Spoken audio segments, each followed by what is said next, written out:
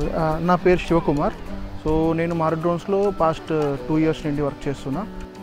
ఇనిషియల్గా నేను కోపైలట్గా నా జర్నీ అనేది మారుతి డ్రోన్స్లో స్టార్ట్ అయ్యింది. సో కోపైలట్గా ఏంటంటే మారుతి జాబ్లో నేను పార్టిసిపేట్ చేయడం జరిగింది. ఆ తర్వాత ప్రొడక్షన్ ఇన్ఛార్జ్ అట్లా. సో ఇప్పుడు పైలటింగ్ మీద ఇంట్రెస్ట్ ఉండి ఇక్కడ డెమోస్ ఇవ్వడానికి అని చెప్పి వచ్చా అనమాట.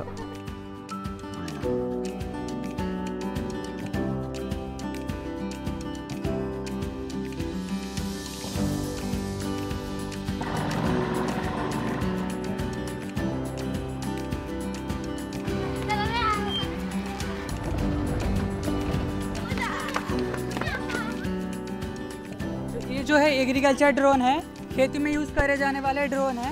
इसके वजह से आप सिंचाई कर सकते हैं, ज़मीन में किसी भी प्रकार का खाद डाल सकते हो, फर्टिलाइज़र, इंसेक्टिसाइड जो भी है आप डाल सकते हो. आप किसान लोग के लिए, ये आप लोग के लिए मतलब एक रोज़गार का जरिया भी बन सकते हैं. किसी भी प्रकार का महिला समिति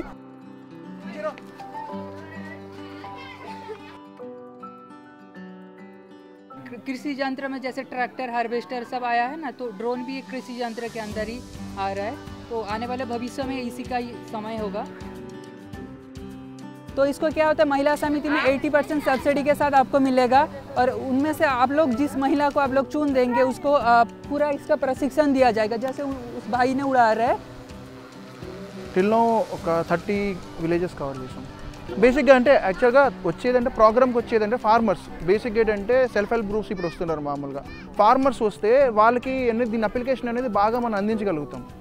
ఇప్పుడు ఎవరైతే ఉన్నారో సెల్ఫ్ హెల్ప్ గ్రూప్ కూడా వాళ్ళకి కూడా ఉపాధి కల్పించడానికి ఇప్పుడు మన ప్రధానమంత్రి గారు ఒక స్కీమ్ అనేది తీసుకొచ్చారు, 15,000 drones for women self help group అని.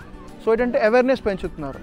ఇప్పుడు ఏంటంటే మనం ఫార్మర్స్కి అవేర్నెస్ మనం ఇవ్వగలిగితే వాళ్ళు ఆటోమేటిక్గా మనకనేది ఇంకా ఎక్కువ అవుతుంది. ఇప్పుడు ఒక విలేజ్లో ఒక పర్సన్ తీసుకున్నాడు అనుకోండి, సో ఏంటంటే వాడిని చూసి ఇంకొకటి స్టార్ట్ చేస్తాడు.